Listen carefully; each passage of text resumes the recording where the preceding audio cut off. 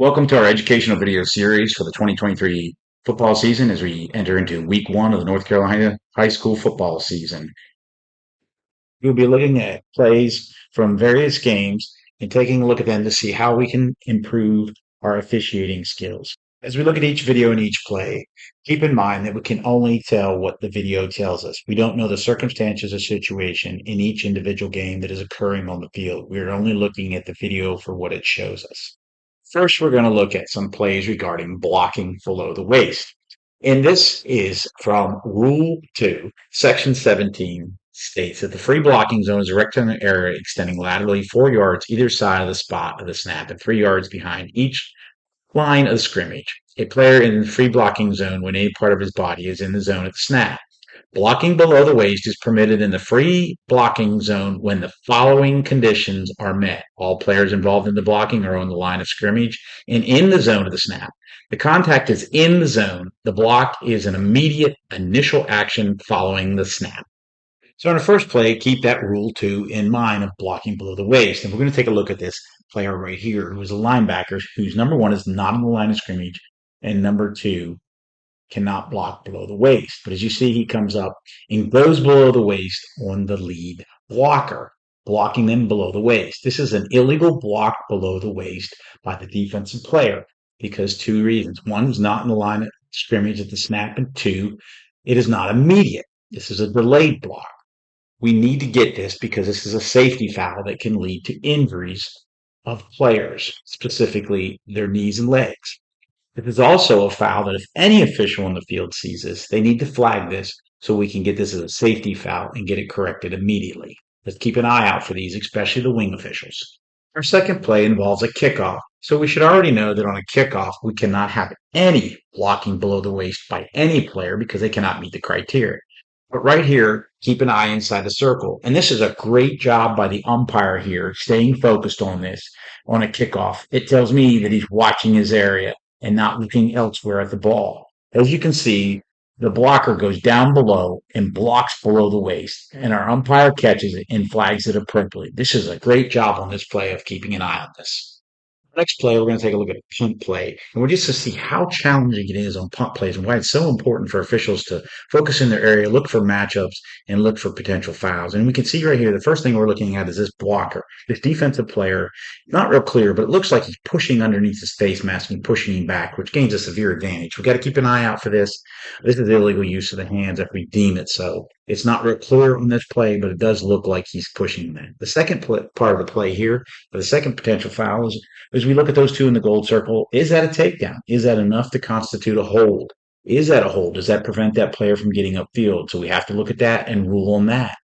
Then our third item here, we have a player from K coming down to make a tackle, and then the player from R comes into the back of him. Is that enough for a block in the back? Does that prevent him from being able to make that tackle? Does that interfere with his ability? And then finally, our fourth item we have to look at is right there, is we can see the block in the back that the line judge gives right there around the 36-yard line and does flag it.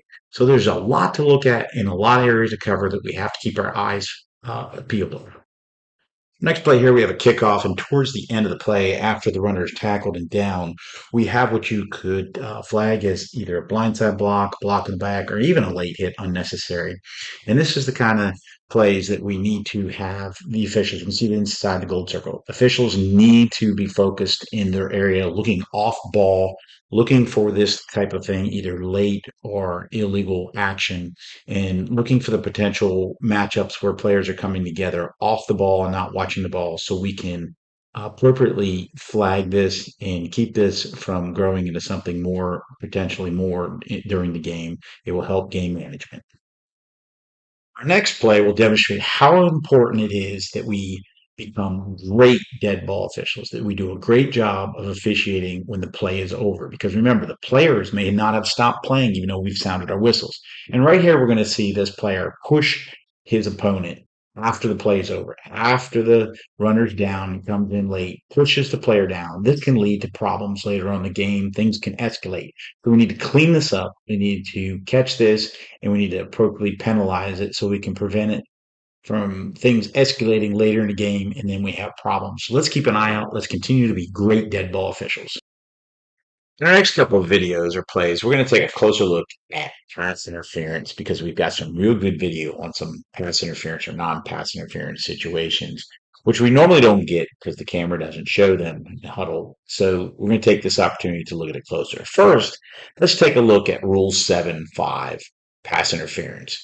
And it states it is forward pass interference if any player of A or B who is beyond the neutral zone interferes with an eligible opponent's opportunity to move forward, catch, or bat the pass. Article 11 states it is not forward pass interference if unavoidable contact occurs when two or more eligibles are making a simultaneous bona fide attempt to move forward, catch, or bat a pass. Contact by A immediately made on a B lineman and the contact does not continue beyond the expanded neutral zone. Our contact by B is obviously away from the direction of the pass. So there we have the rule on pass interference. Let's take a look at the plays. The first play here for potential pass interference, you're going to see the receiver and defender come together. And yes, there is some contact on this play by both players, but does it rise to the level of interference? Does one player impede the other player's opportunity to move towards catch or go to the ball? I think you have some incidental contact here, and a no call in this situation was appropriate, as I do not think this rises to the level of pass interference. There is contact, again, but not at the level of impeding or interfering with the other player. Our next play here, we're going to look at the player inside the middle circle, and that's the player we're looking at on the offense. And we're going to see a definite pass interference on this play. And as the play develops, you'll see the defensive player on the back actually gets on the back of the player and actually restricts the player, impedes the offensive player's opportunity to move towards or go to the ball in an attempt to catch the ball. The defensive player here definitely impedes this player's opportunity. So this would be defensive pass interference because he's restricting and we get a flag on this play, which is a good call by the back judge here.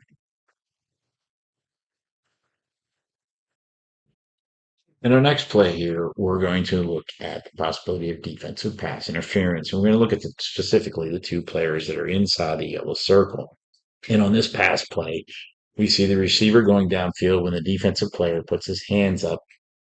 And there's not a lot of contact, but there is some contact. And so we have to ask ourselves, does the defensive player interfere with an eligible opponent's opportunity to move towards, catch, or bat the pass? And in this situation, we can see the defensive player almost running the eligible receiver off of the ball in this circumstance. And as we look at this play, again, you can see the defensive player put his hands up, making some contact, not a lot. But I think there's enough here to consider that this is possibly interference because he does impede with that offensive player's opportunity to make the catch. As we look at this play, we have defensive pass interference called on the field. And you're going to see a lot of hands on the offensive or the eligible receiver on this play. And again, we're looking to see, did the defensive player interfere with an eligible opponent's opportunity to move toward, catch, or bat the pass? There is a lot of contact here and a lot of hands on the eligible receiver by the defensive player. The defensive player appears to be grabbing and pushing a little bit, forcing the offensive player towards the sideline away from the ball. Defensive pass interference was called on the field. This does look like it was a correct call. On our final look at possible interference, we're going to look at a potential offensive pass interference play with blocking. The player inside the circle goes downfield and begins to block the defensive player here. Now, it depends on where we determine the pass to be. This pass appears to be real close to the line of scrimmage. I don't think it's beyond the line of scrimmage from this angle, but it's difficult to tell. But we need to be in position where the line judge is to be able to make this determination. If this pass is thrown beyond the line of scrimmage, then we would have offensive pass interference for the offensive player blocking downfield. If we judge this ball to be thrown behind the line of scrimmage, then we would not have offensive pass interference. This play emphasizes how important it is for our wing officials to stay near the line of scrimmage to be able to judge this.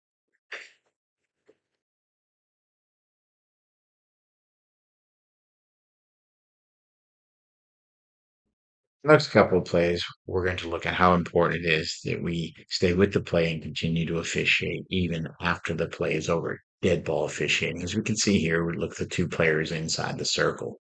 We can see that it looks like the offensive player grabs and restricts the defensive player. The defensive player then gives an extra push here, right here. Now, this play continues onto the ground where the defensive player begins to shove the offensive player onto the ground. We need to be aware of this and be able to see this to determine whether we have a foul or not with these particular plays.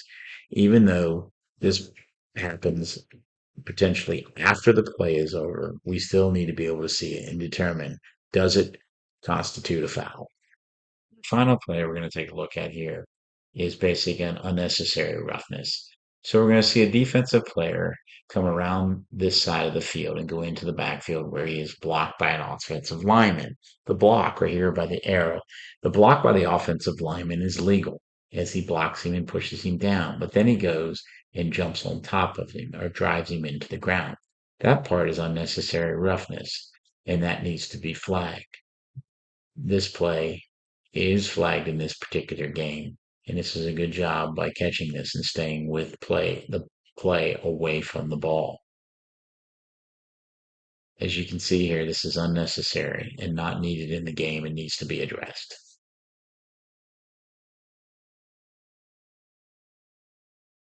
I'd like to thank everyone for joining us this week and taking the opportunity to view this video as we have 156 subscribers, and I hope this helps everyone who takes the opportunity to watch this video improve their officiating skills so we can get better.